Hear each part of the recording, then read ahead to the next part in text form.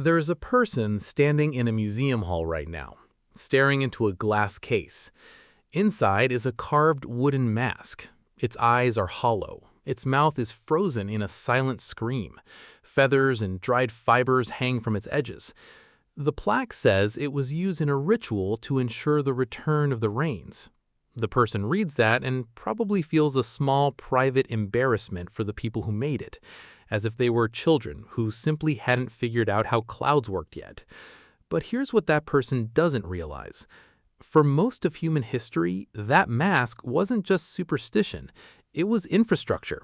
It was one of the most sophisticated tools a community had for holding itself together when the world refused to cooperate. And humans have been doing things like this for an incredibly long time. Long before temples, long before priests, long before anyone wrote down the name of a god. So when did humans start building belief systems so elaborate, so physically and psychologically demanding, that some of them now appear bizarre to us? Not when did religion invent itself. That's too easy. The harder question is this. When did humans decide that a rational response to an unpredictable universe was to dance, to bleed, to bury objects with the dead, or carve a face into a piece of wood and speak to it like a living thing? To find the beginning, we don't start with a temple. We start with a grave. At Qafzeh Cave in what is now Israel, archaeologists uncovered the remains of a child buried roughly 100,000 years ago. The small skeleton had been deliberately positioned, and beside it, someone had placed the antlers of a fallow deer across the child's chest. Those antlers served no obvious practical purpose. They weren't tools, they weren't food, they weren't going to help anyone survive the next winter. Someone had deliberately chosen them and placed them with the dead. That matters, because doing this required time, intention, and some kind of understanding of death that went beyond simply disposing of a body. Something had changed. A human being was being treated as more than a biological organism that had stopped functioning. This was someone whose departure required a response, and apparently, ordinary actions weren't enough. For much of early human history, ritual may have looked like this. Not a cathedral, not thousands of people gathered beneath a giant monument, just a gesture, a handful of red ochre scattered over a corpse, a set of pierced shells threaded around a wrist, an object placed beside someone who would never use it again. Long before humans built temples, they were already performing mortuary practices that made little sense in the strict mathematics of survival, and they did it anyway, because humans had discovered something important.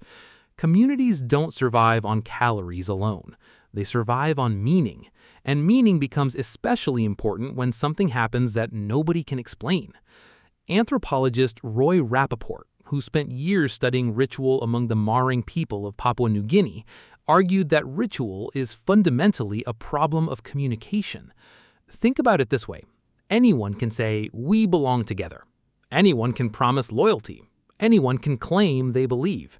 Words are cheap, but spending days preparing for a ceremony isn't cheap. Neither is fasting, or dancing for hours, or permanently marking your body, or sacrificing something valuable. When a message is too important to be left to ordinary speech, humans often make the message expensive, and the expense itself becomes proof that you mean it. That pattern stretches incredibly far back into human history. Around 40,000 years ago, in a cave system in the Swabian Jura of modern Germany, someone began carving a small figurine from mammoth ivory. Today, we call it the Lion Man of Hohenstein-Stadel. It has the body of a human and the head of a cave lion, and it stands about 11 inches tall. Creating something like this with Stone Age tools was not a casual afternoon project. The ivory had to be worked carefully using stone tools and a brace of materials. It could have required an enormous investment of time, and every hour spent carving was an hour not spent finding food, maintaining shelter, making tools, or doing any of the other things necessary to stay alive. That investment seems strange, unless the investment itself was part of the point. The Lion Man wasn't merely an object. It represented something that didn't exist in nature, a human with the head of a predator. To create it, someone first had to imagine it. The boundary between human and animal, hunter and hunted, could suddenly be crossed inside the mind. And once that idea was carved into ivory, it no longer had to disappear when the person who imagined it died. It could be shown to someone else. It could be passed down. A child could look at it decades later and hear a story attached to it. An idea became physical, and humans were about to become extremely good at doing this. The same pattern appears as Chauvet Cave, but what matters here isn't only what people painted, it's where they painted it. Some images were placed deep inside the cave system, far from daylight. Reaching them meant entering dark passages with only fire for light, and moving farther away from the outside world. That raises an obvious question. Why put extraordinary artwork somewhere most people would never casually see? One possibility is that seeing it wasn't supposed to be easy. Paleolithic archaeologist Jean Clotes has argued that the location itself may have been part of the ritual experience. You don't necessarily place an image deep underground because you want the largest possible audience. You place it there because getting there changes the person who sees it. The journey becomes part of the experience. The darkness matters. The isolation matters. The difficulty matters. The space tells you that what happens here is different from ordinary life. And strangely enough, we still do this. Walk into a courtroom, a theater, a graduation hall. The architecture begins telling you how to behave before anyone says a word. Certain spaces become meaningful because humans collectively decide that different rules apply inside them. But eventually, humans stopped limiting these spaces to caves and graves. They started building them. And this is where the story becomes much stranger. Around 12,000 years ago, at a site called Göbekli Tepe in what is now southeastern Turkey, hunter-gatherers began constructing something enormous. Massive limestone pillars were arranged in monumental enclosures. Some stood around 18 feet tall and weighed many tons. Carved across them were foxes, snakes, scorpions, vultures, and mysterious abstract symbols. And here's the part that changed how archaeologists thought about early civilization. The people building these monuments were not living in anything resembling a later city. This was near the transition from mobile hunter-gatherer life towards settled farming communities. Yet people were organizing large amounts of labor to create monumental gathering places. Before palaces, before written laws, before the first true cities, they were moving enormous stones. Why? We still don't completely know. But Göbekli Tepe appears to have been a place of repeated communal gathering, feasting, and ritual activity. Archaeologist Klaus Schmidt famously argued that this may reverse the story we usually tell about civilization. Normally, the story goes like this. Humans discovered agriculture. Agriculture created permanent settlements. Settlements became villages. Villages became cities. And once people had enough food and free time, they built temples. But what if part of that story happened backward? What if the desire to gather came first? What if large ritual gatherings helped create the social pressures that encouraged people to settle down and produce more reliable food supplies? In other words, maybe humans didn't build temples because they had created civilization. Maybe building places for ritual helped create civilization. The temple may have helped invent the city. And once humans began living permanently in the same places, ritual moved into the home. At early settlements in the Near East, the dead were sometimes buried beneath the floors of houses. At Jericho, archaeologists discovered human skulls that had been covered with plaster to recreate facial features. Imagine living with that. Your family eats, sleeps, raises children, and beneath the floor are the bodies of people who came before you. Their faces may still exist inside the house. The dead weren't simply gone. They remained physically connected to the living. Ritual was no longer something performed only when someone died or when people entered a special place. It had become part of the architecture of everyday life. And from there, the scale kept growing. Eventually, cities appeared, and their gods moved in with them. In ancient Mesopotamia, temples weren't simply symbolic buildings dedicated to distant supernatural beings. They were treated as houses for the gods. The deity lived there. Priests brought food. They dressed sacred statues in garments. They performed ceremonies according to carefully maintained schedules. At Uruk, enormous temple complexes became centers of religious, economic, and political life. And to the people maintaining them, these rituals were not theater. They were maintenance. The universe had an order. Humans had obligations within that order, and those obligations had to be performed correctly. From a modern perspective, the idea can sound strange. Why would a god need breakfast? Why would a statue need clothes? Why would missing a ceremony have anything to do with whether crops grew? But that only sounds ridiculous when you already live in a world explained by impersonal physical laws.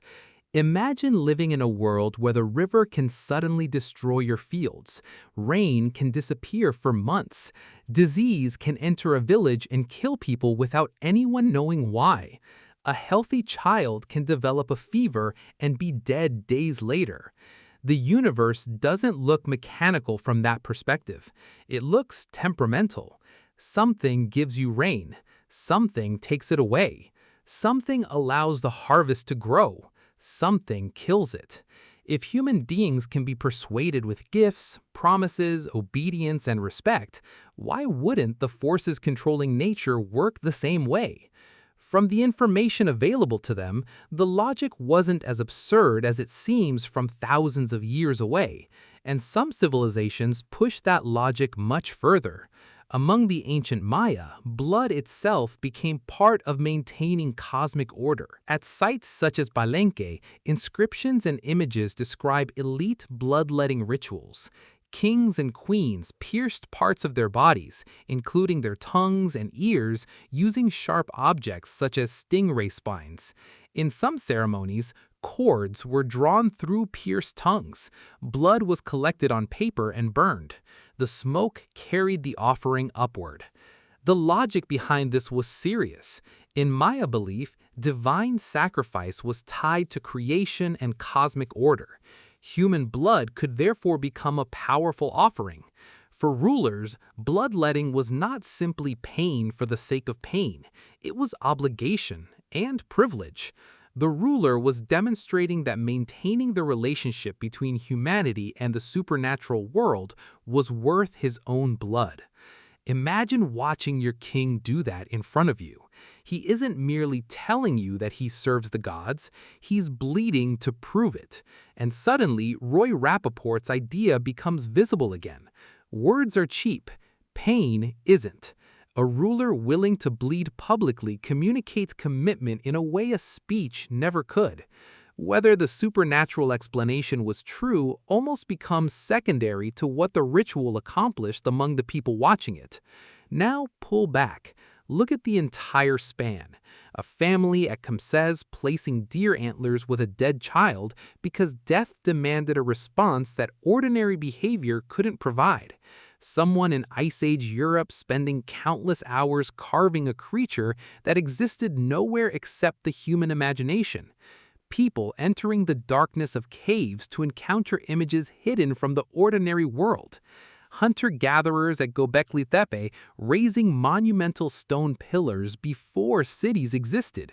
Families living above their dead. Priests feeding gods inside enormous temples. Maya rulers spilling their own blood in front of crowds. These societies were separated by thousands of years.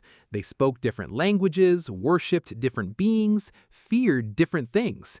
But underneath all of it was the same human problem. What do you do when the world refuses to explain itself? For most of human history, ritual wasn't a distraction from the serious business of survival. It was part of survival. The hunt, the harvest, war, illness, death, all of them could be approached through patterned symbolic actions because humans needed some way to respond to forces they couldn't control. Agriculture took thousands of years to develop. Medicine took far longer. Scientific explanations for disease, weather, and the movement of the planets arrived incredibly late in our story. But ritual could answer the emotional problem immediately. Why did she die? What happens now? Will the rain come? What can we do? And sometimes simply having something to do mattered, because the alternative was helplessness. People could gather, sing, dance, fast, pray, offer something, bury someone according to the customs of their ancestors. And while none of those actions could guarantee rain or stop disease, they could do something else. They could keep a frightened group of humans together. A community that sings together, mourns together, sacrifices together, and buries its dead together has a reason to remain a community when life becomes unbearable. That's not magic. That's social cohesion. And we're still doing it. The rituals of the past only seem bizarre because we've removed much of the supernatural explanation while keeping the ritual itself. Think about graduation. There are ropes, a stage, a procession. Names are called in a particular order, a person hands you a piece of paper, and everyone agrees that this carefully choreographed sequence means your life has entered a new stage.